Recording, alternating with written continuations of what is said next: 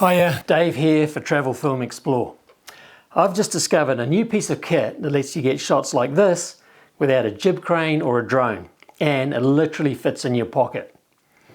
I've been a doco cameraman now for over 20 years, and while I always enjoy working on broadcast shoots with hefty budgets, whether it's an underwater shoot for Shark Week or a big natural history series, the part I don't enjoy so much is hauling around 20 or 30 cases of equipment on location shoots. You know the deal, heavy tripods, sliders, gimbals, lights, jib cranes, etc., all in heavy Pelican cases.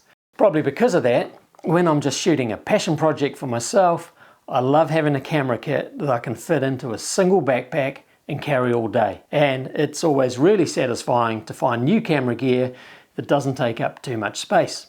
I especially like finding small, lightweight camera accessories that up production value on lower budget shoots by giving different shot possibilities. Accessories like the Wirelite cable cam, Lume Cube lights, DJI's smaller drones, Syrup's motion time-lapse kit, and of course the indispensable GoPro.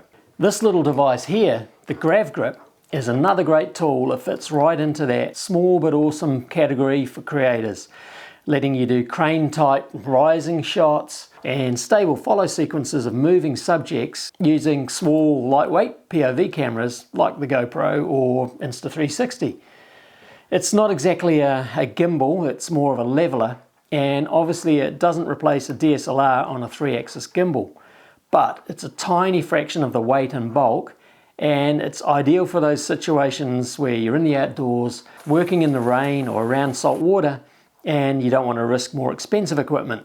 Instead, with this, you can literally throw a GoPro in one pocket, GravGrip in the other, grab a pole, and have the ability to shoot cool crane shots out in the field without loading yourself up or having expensive 3-axis gimbals wrecked by a bit of salt spray. With the GravGrip, there's really nothing to go wrong. It's made out of glass-filled nylon and ABS plastic with stainless steel bearings and no electronics. Anyway, let's get on with it and go put it to the test.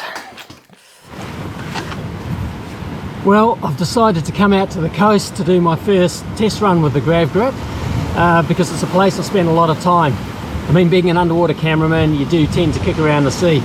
It's also one of the last places I'd want to bring an expensive jib crane or an electronic gimbal, because salt spray and electronics just don't mix. Now, I know the GravGrip is not supposed to be for underwater use, but it is waterproof.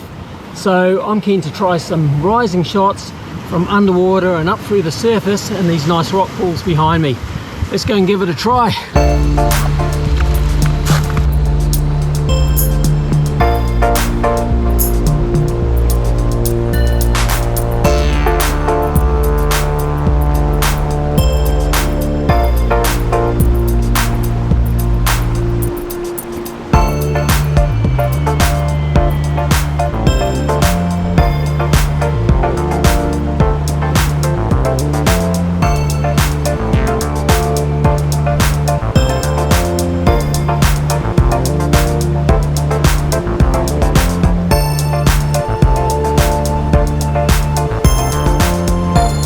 Well, we've had a bit of a weather change. It's clouded over, we've had showers coming through, the wind's got up, and there's a lot more salt spray flying around. But I guess that doesn't matter with the GravGrip. And I'm having heaps of fun playing around with these rising shots. Seems to be working really well, and I'm looking forward to trying it out in some different situations over the next few days. Yesterday I took the GravGrip out to the coast, and I was stoked with how well it worked. So today I thought I'd bring it into the bush and try filming some rising shots up these little waterfalls and bush creeks. It's not the greatest day, it's actually raining quite heavily. Luckily the canopy breaks it up a little bit, but wet days are exactly when the GravGrip comes into its own. You just don't have to worry about them. No electronics, nothing to go wrong.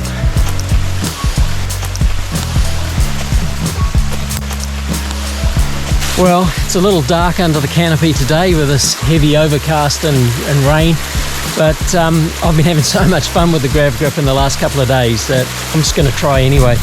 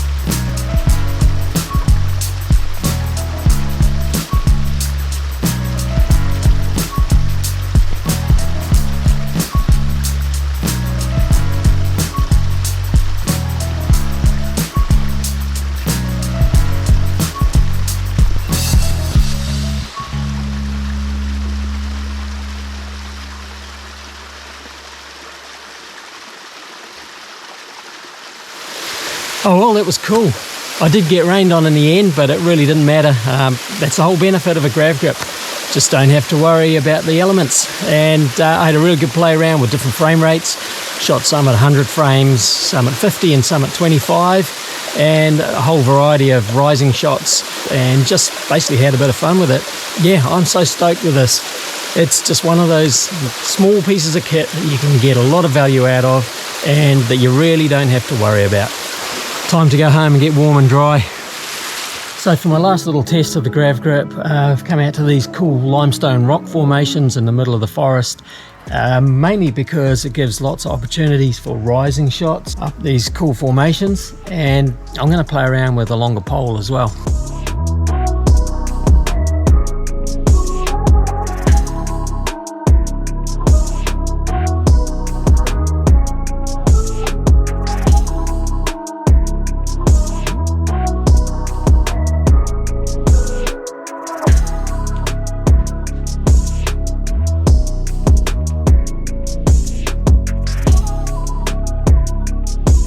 So the GravGrip is not a gimbal, it's more of a leveler. But one cool thing about the way it's set up is that you can change the angle of the camera as well. So at the moment, I've got it so the camera is pointing down, but I can alter that, have the camera pointing up. So if you're shooting up into the canopy of a tree or someone climbing up a rock climbing wall, and as you move, it will always face up. And then of course, by sliding the counterweight down, you've got your standard sort of parallel shot, which is probably the most useful, but cool to have those other options.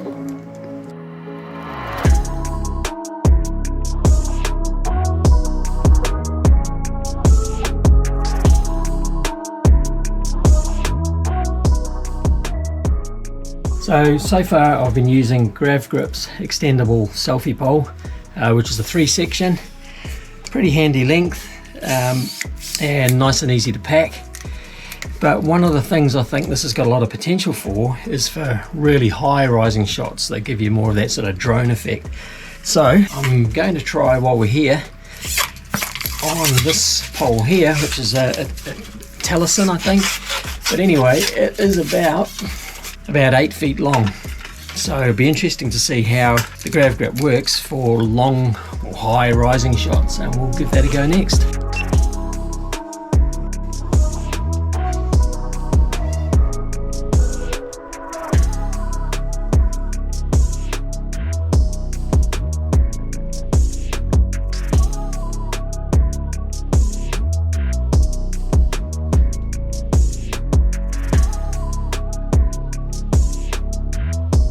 Well, I'm going to try an even longer pole now and try and get some drone style shots in amongst these tall trees where I normally wouldn't want to fly a drone. This pole here is extendable out to 6 meters or about 20 feet, so it may be a little bit flexible and hard to handle, but hey, let's give it a shot.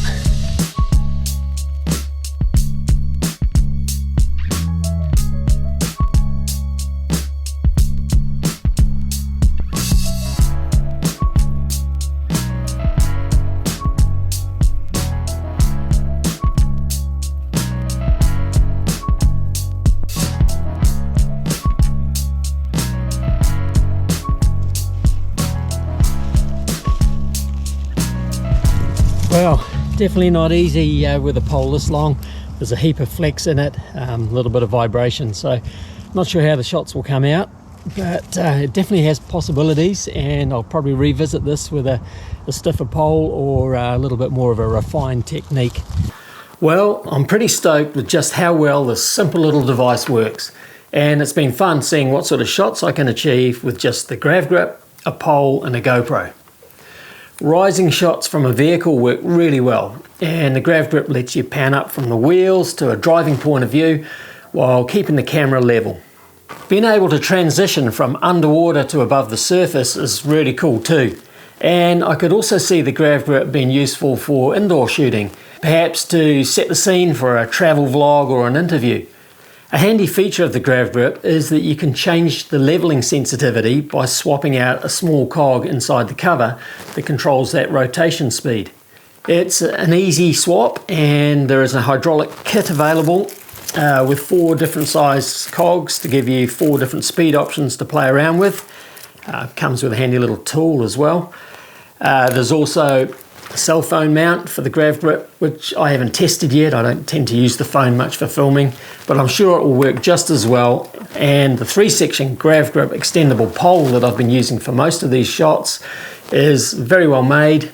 Sturdy aluminium design with twist lock system, and at 13 inches retracted, it easily fits into a small backpack, but it still extends out to 33 inches, which is plenty long enough for most shots. The big advantage I see with the GravGrip is that it's small, lightweight, and when paired with a GoPro, it's easy to use in any weather conditions to get shots that would be difficult without a small jib crane. What I'd really like to see though is a larger version of the GravGrip that could work with DSLRs. I think that would be a great tool for more broadcast style shooting in remote locations where you want to shoot higher quality footage, but you still need a lightweight and compact camera kit.